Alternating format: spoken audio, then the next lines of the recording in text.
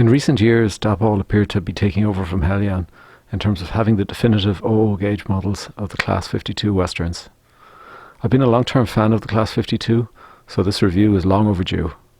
It's time to take a closer look.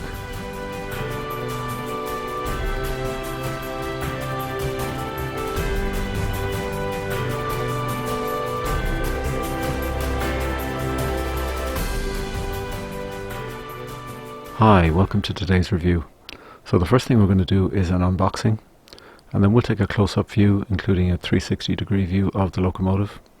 We'll follow that with a running session, and then we'll do a summary scoring section, and then we'll finish off with a final recommendation. Okay, let's get into the next section. Hi, welcome to today's review. So for today we're looking at a Class 52 from Dapol.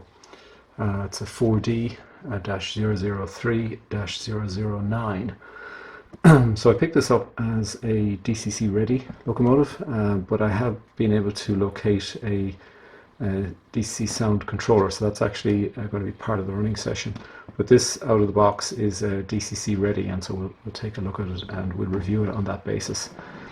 It's just opening up the box here.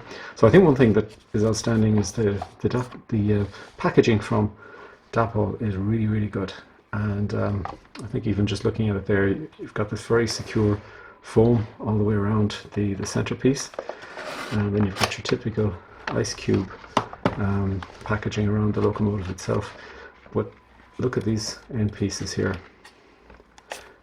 underneath and on top, and really what these do is they provide another layer of protection if you were to drop, heaven forbid you were supposed to drop the box containing this locomotive. These will prevent a punch through of the packaging and just help keep the locomotive secure and avoid, or at least minimize, the damage to it if there's an actual drop, and hopefully in most cases avoid any damage. So this is top notch. I rate this as the best in class packaging of any of the manufacturers at this point in time, and I suppose it's just as well in one way because the Dapol locomotives do tend to be quite heavy, but this package is even superior to Helion, who obviously have very heavy locomotives as well. And I've had some nasty cases of punch through, and I'll actually be covering those in another video during transport, and it really is such a shame to see a nice locomotive ruined by that. Okay, so enough on the packaging, but this packaging, as I said, is exquisite, and it will get an appropriate rating, I think, to go with how good it is. So let's get this guy out. So I have been interested in the Class 52 for quite a while. I've never owned one until now. It's a nice protection underneath there as well. So this is the first one that I've ever owned, and so really excited to get this and see it in real life, as it were, and get this out on the track as well. Just the first impressions of this model, there's a good weight here, and we will weigh the model. It comes with these head codes here, so there's in the detailing kit. Let me just break that up for 1 minute. So we've got the etched nameplates, which is very nice, the Western Cavalier D1021, so that's very nice to get those. And these are the head codes, so you take these labels out and you can install them in the front, just in the front there, and it is illuminated from the back. And now there's some extra detailing in here. It looks like there's some skirting there, and some other detailing parts, so pretty good level of detail coming out of the box. So yeah, so this is where our head codes will go on, and there is lighting there. This also has cab lighting as well, so we should see that when we're during the running session. It does have spring buffers on either end. It does have metal handrails, which is really quite nice, and see those again when we do the close-up view, and there's a really delicate little metal handrail at the front there, which is very nice, and the metal handrail across here. Got some nice wipers in there. It's got some really nice detail in the cab. Now you're probably not going to pick it up here, and I think I'll try to get some better photographs of the cab, but there's a whole load of instrumentation, all the way around there, the various controls for the train. You can probably see an actual wheel there at the back there, kind of for controlling something, just behind the driver's chair. So there's actually a wealth of detail in the cab here, so when we light these cabs up we might see if we can take a closer look at that detail. Looks really, really good. I haven't seen that kind of detail in the cab before. Overall, this looks like good, very nice little bit of detail in the middle there on the side, and we will take another closer view, as I said, when we do the 360 and the close-up. And I suppose here's the front of the locomotive. It has been kind of populated with the detailing, so you can see the various hoses there. There's a skirt attached at the front there, so it's obviously the front of the locomotive here. Now the only thing that is missing is a driver, so we don't get a driver on, and we don't tend to on the Dapol locomotives, which is kind of a pity. But that's quite nice, getting the detailing installed there, and we just have space for a coupler at the back there, so we'll be putting a coupler in here before we get this out on the track. So first impressions is pretty good. This is a lovely weight to it. These were powerful locomotives. They've got dual engines, so you can see the dual fans here, and that's represented when we do start it up. It's kind of like starting up a Deltic. Kind of sounds very similar because the two engines coming online, and a lot of power. So there's a lot of pulling power. So again, I'll attempt to see, does this model actually have some good pulling power as well when we get out on the track. Take a quick look on anything else we've got here. So 24-month warranty, which is great. That's nice. And then we've got just the typical maintenance instructions, I guess, here, and a bit of a history of the Class 52. And so it's kind of interesting reading. So I think these are big, powerful engines. It's great to have a model like this, and this looks really good. So I'm looking forward to getting this guy out on the layout. Let's see how powerful she really is. How does she perform? She looks pretty good. So we're going to take a close-up view now. We'll do a full side-on view, and then we'll do a 360 view, and then we'll get her out to do a running session. Okay, so far so good. Looks really good from Dapol Class 52. Looking forward to seeing it in action.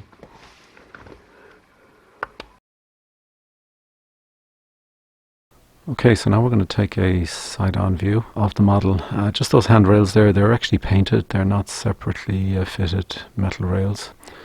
You'll see the bogie there, the bogie detail, and we'll get a more detailed look at that in a minute, which is really impressive. There's some nice detail around the middle there. You can actually see the PCB of the DCC controller in the window, so that's something I've added. You won't get that out of the box. Overall, I suppose this element of it looks pretty bland, but there's a lot of detail around the actual fuel area there for adding the fuel. Some really nice detail here on the bogies. There's actually some metal spring fittings, and it really looks very impressive. I have to say, it's probably some of the best looking bogies I've ever seen. You know, typically you get just molded plastic, where we're actual metal parts here, and it really looks really good. 360-degree view now, just to give you a broader view. You can see the two vents on the top there, representing the two engines that are in this, the two prime movers, and again giving you a good view of the kind of bogies at the side there. And as I say, these really are a fantastic characteristic. I suppose they are quite distinctive on the Westerns, and it looks like Dapol have really gone all out to do a very good job on those on the bogies.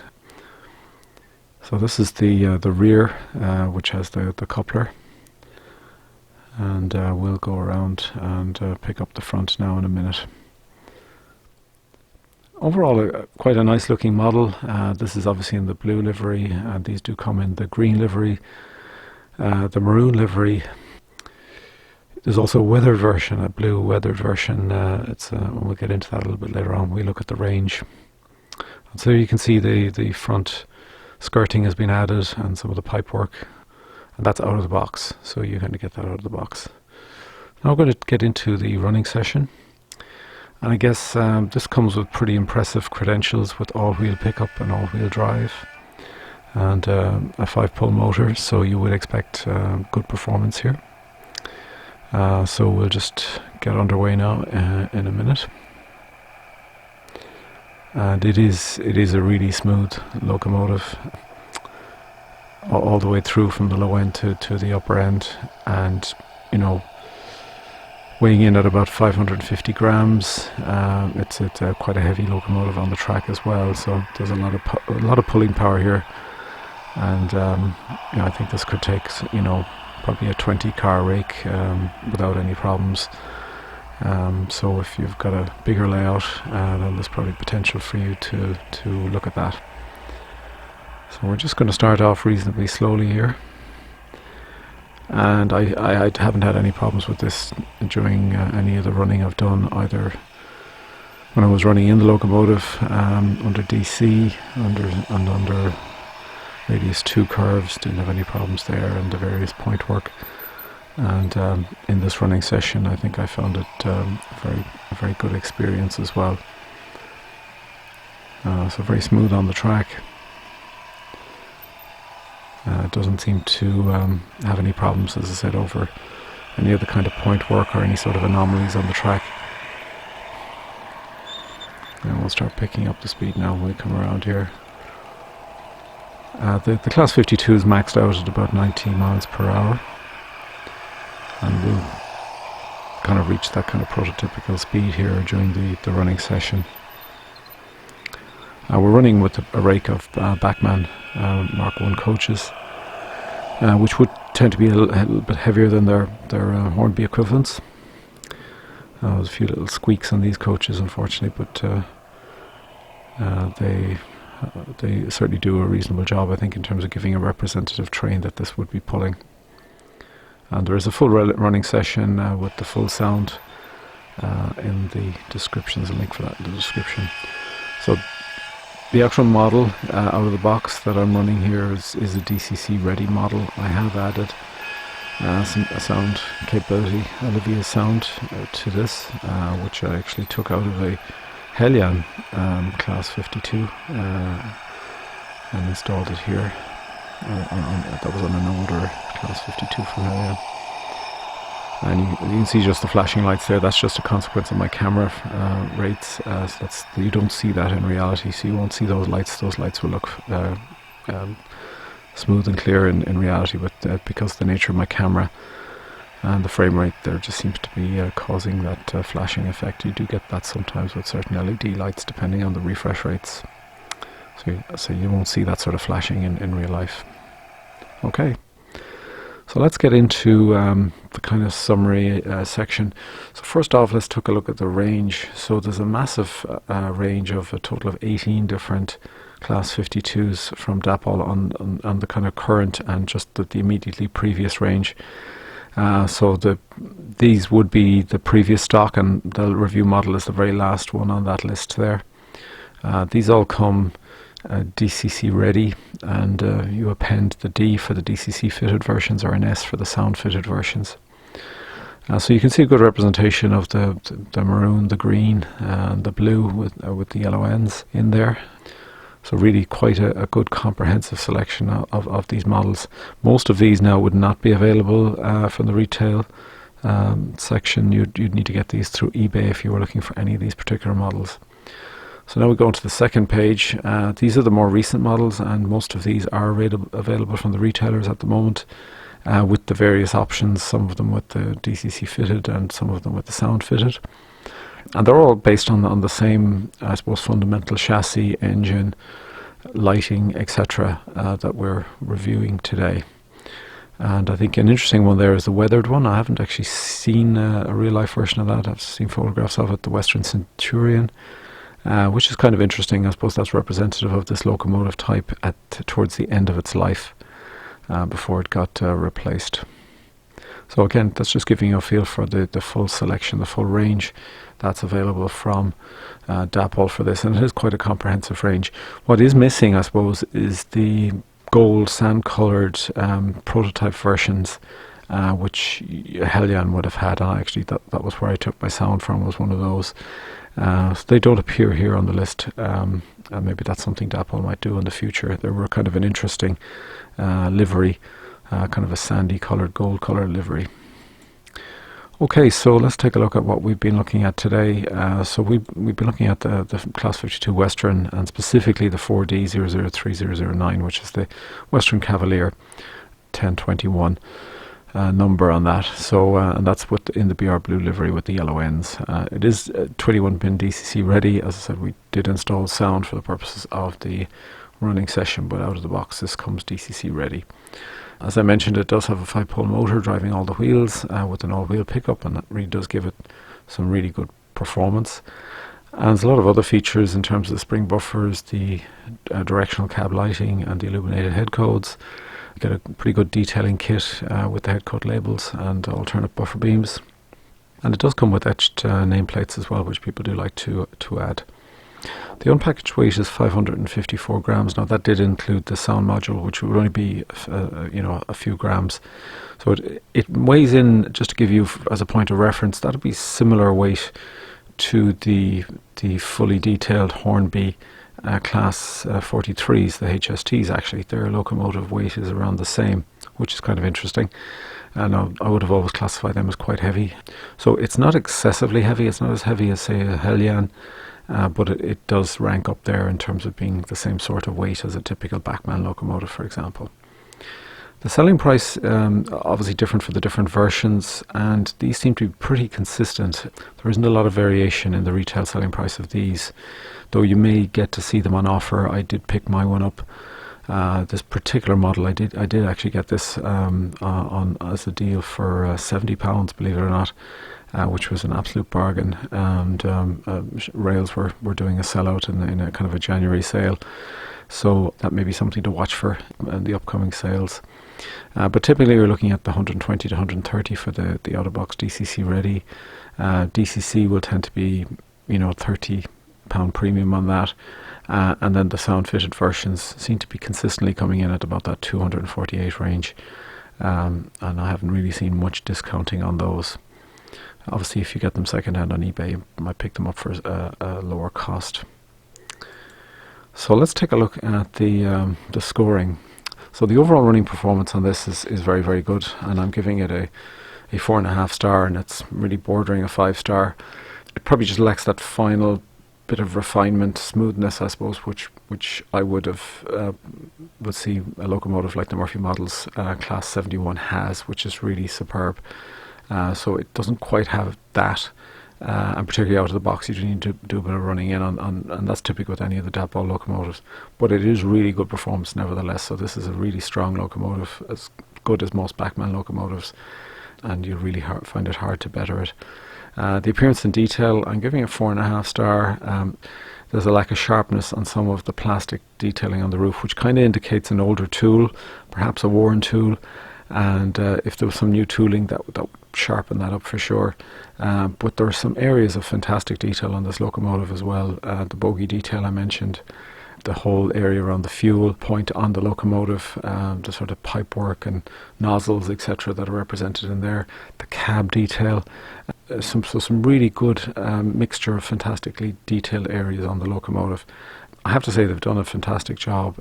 It's definitely superior to the Hellion version, which would be a little bit older.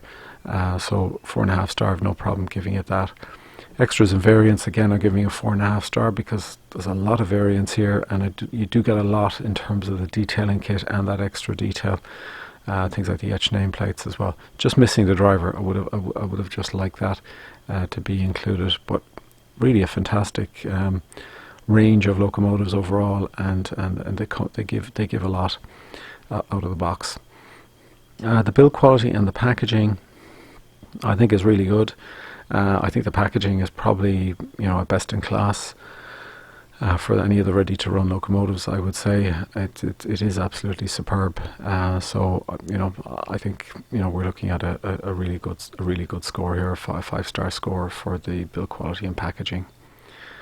Price value, 4 star. I think they're coming in at a reasonable price. I suppose the sound versions at 248 are getting a little bit on the pricey side, so that's a comment, I guess. There doesn't seem to be a lot of discounting at the moment, so 4 star I think is fair enough. They sit in a kind of a reasonable bracket. and if you can get them discounted, obviously, then all the better. So overall, I'm giving a 4.5 star to this, and it's a very strong 4.5 star, as you can see from the scores, because this is a really good performing locomotive. I think it does justice to the Class 52 Westerns. So I think if you are a fan of those, you will not be disappointed with this. I think if you can get the sound capability, and I do like the twin engine startup, similar to what you get on a Deltic, for example. So overall, this is a highly recommended locomotive. I think maybe watch for the sales. Maybe if you can get these at a discounted level, go for it. And if you can get the sound option, I think go for that as well. It's well worth having. And then it really comes down to what livery you're interested in, what sort of time period you're modelling. So I think I've been a long-term fan of the 52s, and I'm really happy to have this now. I had been looking at the Lima versions from 20 years ago, 30 years ago, which wouldn't be anywhere near as good a model as this is from Dapol. So well done, Dapol. They've done a great job on this. They've done a great range. It's a really top quality locomotive, and I really do think that Dapol they've kind of earned the space of having the kind of definitive Class 52 versions now, in the same way as you'd look at Bachmann as having the definitive Class 37s, Hornby having the definitive Class 50s, for example. Dapol have that, I think. They obviously have it already for the 68, the Class 68, and they have it here for the Class 52, definitely, and done a very good job. So it's kind of a sentimental one, this one, and I think there's a lot of fans out there of the Class 52, and maybe if you weren't a fan, maybe you might be a fan now and taking a look at it, and it's certainly worth considering if you're modelling that era.